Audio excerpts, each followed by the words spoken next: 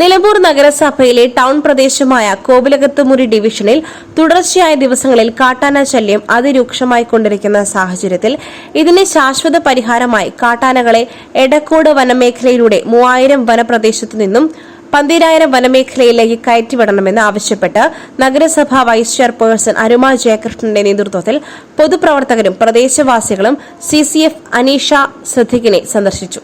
കഴിഞ്ഞ ദിവസങ്ങളിൽ ജില്ലാ ഹോസ്പിറ്റൽ പരിസര ഭാഗങ്ങളിലും പുഴയോര ഭാഗത്തുള്ള വീടുകളിലും കൃഷിസ്ഥലത്തും തുടർന്ന് കോവിലകത്തുമുറി ശ്മശാന ചുറ്റുമതിൽ തകർത്താണ് ഫെൻസിംഗ് മറികടന്ന് കാട്ടാനകൾ ഭീതിജനകമായ രീതിയിൽ പ്രദേശത്ത് പകലെന്നോ രാത്രിയെന്നോ ഉള്ള രീതിയിൽ തുടരുന്നത്. മനുഷ്യർക്ക് അപകടം വരുന്ന അവസ്ഥയാണ്. പലരും തലനാരിയുടെ വ്യത്യാസത്തിന് കാട്ടാനയിൽ നിന്നും രക്ഷപ്പെട്ടത്. CCF ഫോറസ്റ്റ് ഡിപ്പാർട്ട്മെന്റ് ജനങ്ങളുടെ ആശങ്ക അകറ്റുവാൻ എല്ലാ നിമിഷവും ഒപ്പമുണ്ടാകുമെന്നും പ്രദേശത്ത് RRT സംഘം ക്യാമ്പ് ചെയ്യുമെന്നും തകർന്ന ചുറ്റുമതിൽ DFO ആയി സംസാരിച്ച് ഉടൻ പുനർനിർമ്മിക്കുന്നതിനുള്ള സാധ്യതകൾ കാണുമെന്നും കാട്ടാനകളെ കാട്ടിലേക്ക് കയറ്റിവിടാനുള്ള സാധ്യതകൾ ഉടൻ കാണുമെന്നും ഉറപ്പു നൽകി.